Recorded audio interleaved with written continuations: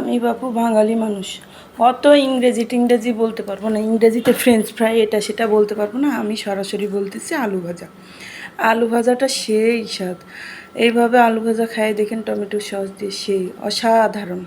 যাই হোক, এরকম লম্বা লম্বা আলু ভাজা করার জন্য প্রথমে এরকম ভাদ্যমে মার্কা সাইজের বড় বড় আলুগুলো ভালোভাবে কেটে ছুলে হচ্ছে এরকম পিস পিস করে নেবেন। দেখেন পিসটা কীরকমভাবে করতেছি, একইভাবে করবেন, তাহলে ভালো হবে। তো এরকম করে করে নিয়ে আলাদা আলাদা করে আলু কাটার কি দরকার, এইভাবে ধরে কাটে দিলে তোই হলো। আমি বাপু বাঙালি বউ, বাঙালি মানুষ, এভাবে কাটিয়ে আমার অভ্যাস। তো এই দেখেন কত সুন্দর লম্বা লম্বা করে, এবং মোটাও না পাতলাও না, এরকম করে কেটে নিয়েছি। এর থেকে বেশি মোটা কিন্তু করা যাবে না। দেন পানিতে চুবাইয়ে দিয়েছি। আলু কাটাকাটি শেষ, আলুগুলো 4-5 বার ভালোভাবে ধুয়ে নিয়ে দেন একটু লবণ দিয়ে এরকম মাখাচাকা মাখাচাকা মাখাচাকা মাখাচাকা মাখাচাকা করে নিতে হবে। লবণ দিয়ে এরকম মাখাচাকা করে নিলে এরকমভাবে পানি বের হয়ে যাবে আলুর থেকে, আর আলুগুলো এরকম নরম নরম নিষ্পিস হয়ে যাবে। যাই হোক, শুকনো একটা বাটি নিয়ে নিলাম, ওই লবণ মাখা আলুগুলো বাটিতে নিয়ে নিলাম। দেন হচ্ছে চালের আটার ডিব্বা থেকে আটা বের করে হালকা একটু আটা দিয়ে দিলাম। আপনারা যে এরকম পরিমাপ দিবেন, আমি অত মাপা টাপা করিনি, হাত দিয়েই দিয়ে দিছি। তো কিসের মাপা।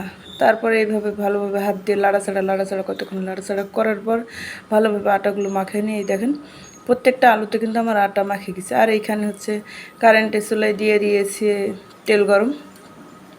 তারপরে হচ্ছে আলুগুলো সবগুলোই ছেড়ে দিলাম, একে একে আলাদা আলাদা করে নাড়ে চাড়ে নিচ্ছি, তেলে যাতে ডুবে যায়।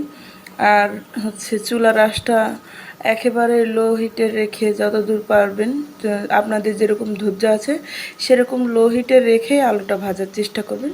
আমি 1200 হিটে দিয়েছি, আপনারা যদি ধৈর্য থাকে আরও কম হিটে দিয়ে হচ্ছে কি বলে আঁচটা রাখবেন। যাই হোক, তো এই দেখেন প্রায় লাল লাল হয়ে আসছে। এরকম লাল লাল হয়ে আসার সময় আমি ভালোভাবে নেড়ে চেড়ে উল্টে আপনাদের দেখাচ্ছি যে কীভাবে ভেজে নেবে। এই পর্যায়ে আমার ভেজে নেওয়া শেষ। এরকম একটা ছাঁকনির সাহায্যে ছেঁকে থালিতে নিলাম, সবগুলো তুলে নিলাম। আর ওই তো নিচে এরকম আটা পড়ে গেছে, এরকম পড়বে, যাই হোক কোনো ব্যাপার না। এই রেখে দিলাম, চুলাটা অফ করে দিলাম।